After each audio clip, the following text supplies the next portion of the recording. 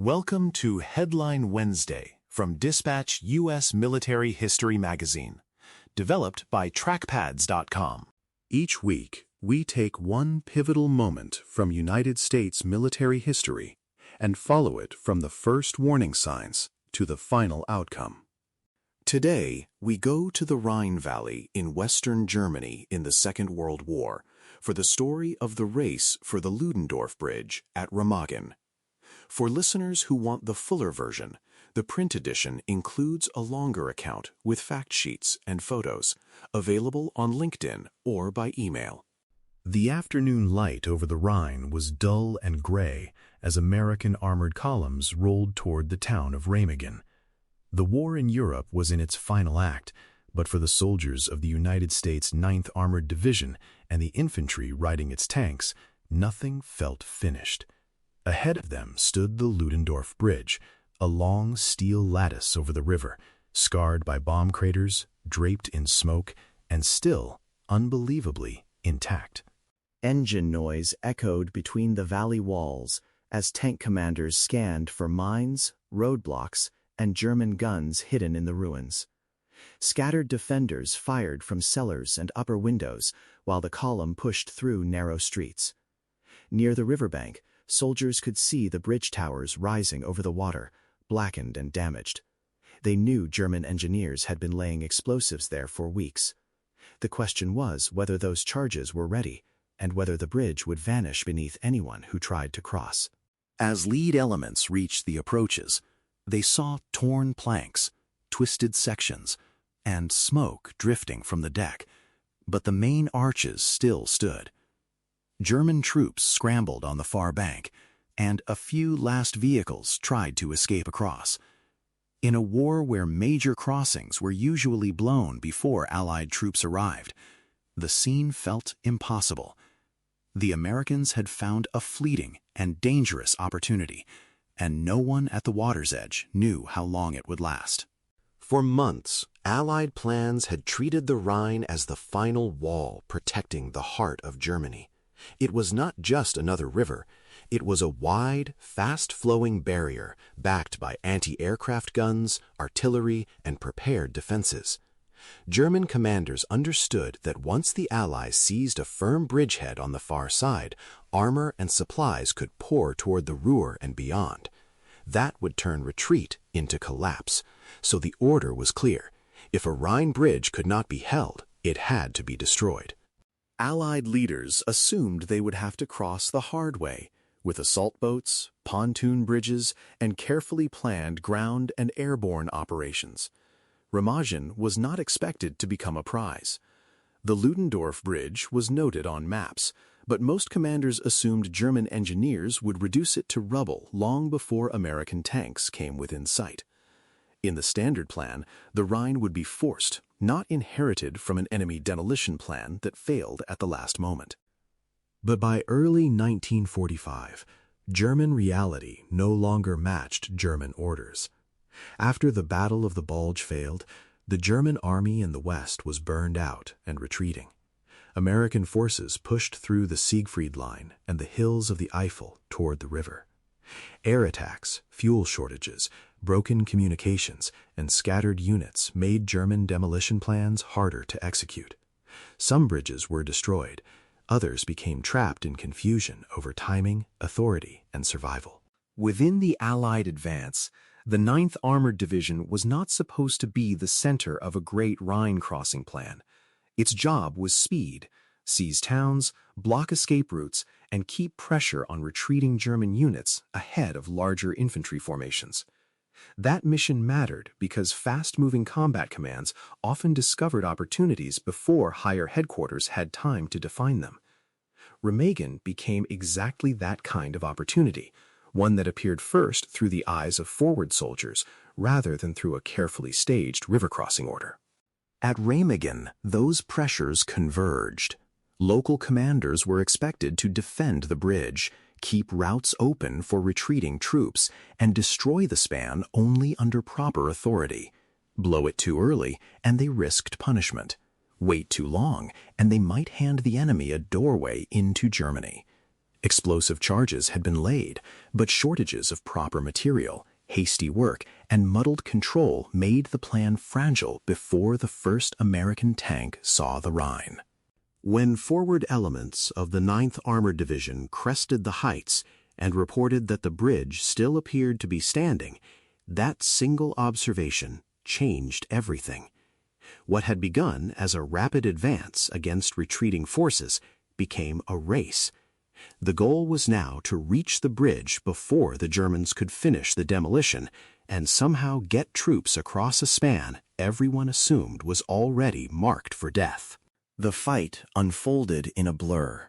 American tanks and armored infantry drove into Remagen against rearguards firing from alleys, gardens, and upper floors. Machine gun bursts and Panzerfaust shots cracked off stone walls, while officers and engineers tried to get a clear look at the bridge. Smoke curled from the towers, and witnesses saw German soldiers moving frantically along the structure. At any moment, the whole span might heave, twist, and fall into the Rhine. German engineers did try to finish the job. A demolition charge fired with a thunderous blast that rocked the valley and threw mud and water into the air. When the dust settled, the bridge was damaged but still standing. Some main charges failed, possibly because fuses were faulty, wiring had been damaged, or explosives were poorly placed. Steel members were bent and holes gaped in the deck, but the great arches remained.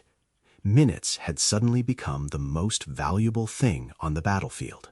American officers decided not to give the Germans those minutes. Backed quickly by higher headquarters on the radio, they ordered infantry squads forward to storm the approaches, clear the towers, and get on to the bridge.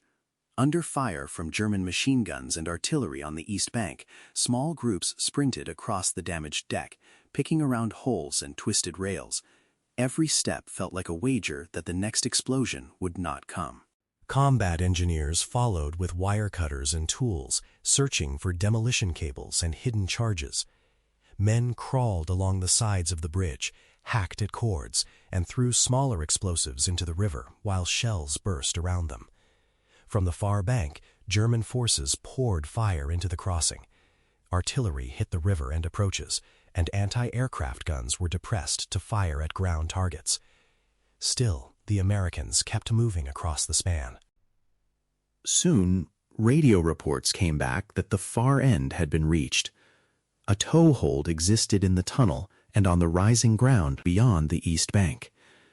What had seemed like a desperate gamble was now a real bridgehead, held by exposed soldiers who knew German counterattacks were coming.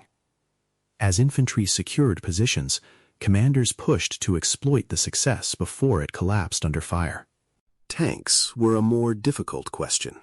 The bridge had been built for heavy rail traffic, but it was visibly damaged, and every vibration seemed dangerous. Engineers inspected what they could under fire, judged it risky but passable, and watched the first armored vehicles creep across at a crawl, spaced out to reduce strain. The groan of steel beneath their tracks and the hammer of enemy fire created a rolling suspense. Vehicle by vehicle, the crossing grew. What turned Remagen from a lucky discovery into a breakthrough was the willingness of field commanders and frontline soldiers to act before the situation hardened. They did not wait for textbook river crossing plans to catch up. They pushed infantry forward, sent engineers into the structure, cut wires under fire, and began turning a damaged bridge into a usable route. Initiative and technical skill kept the Ludendorff Bridge alive long enough for the crossing to become more than a raid. Once a foothold existed, the fight became a race to reinforce it faster than Germany could crush it. Engineers patched holes, laid planks, checked key members, and kept traffic moving. Anti-aircraft units moved in to shield the bridge from Luftwaffe attacks, including dive bombers, fighter bombers, and even new jet aircraft. German artillery and rockets hammered the bridge and the bridgehead, turning the valley into smoke and explosions. The span sagged and shuddered, but it stayed up. Commanders backed the risk with logistics. Pontoon bridges were pushed forward and anchored nearby, turning one fragile crossing into a growing set of routes to the east bank. More infantry and armor moved into the bridgehead, digging in on ridges and in villages beyond Remagen. German counterattacks hit these positions, but found American forces already forming depth instead of clinging to a thin line at the water. The bridgehead became harder to erase with each hour. The first troops across were exposed and vulnerable, but every truckload of ammunition, every anti-tank gun, every radio team, and every engineer detachment made the far bank less fragile.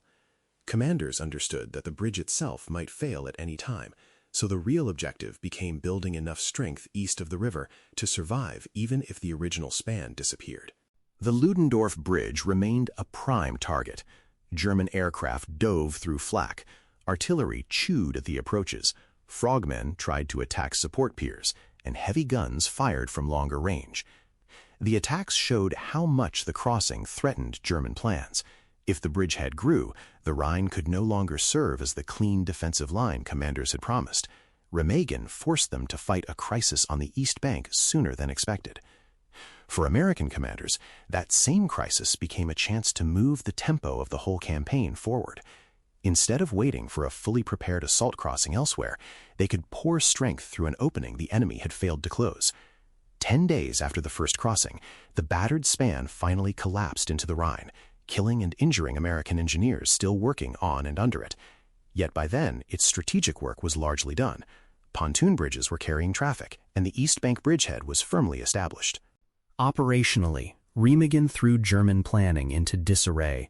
The Rhine line, long treated as a last solid barrier, had been compromised earlier and more deeply than expected. Allied forces used the bridgehead as a springboard to expand eastward and help unhinge defenses in the region. It also hastened pressure toward the Ruhr industrial heartland. For Allied troops, the captured bridge suggested the end might truly be near. For Germany, it showed how badly the defensive system was coming apart. The legacy of Remagen reaches beyond one valley. Military professionals study it as a case of exploiting fleeting opportunities, where lower-level initiative and engineering skill changed the tempo of a campaign. It also shows the weakness of rigid demolition orders on a fluid battlefield, especially when communications are broken and local commanders fear acting too soon or too late. The bridge survived partly because the German system hesitated, and it mattered because the Americans did not. The crossing also reminds us that engineering is not a background detail in war.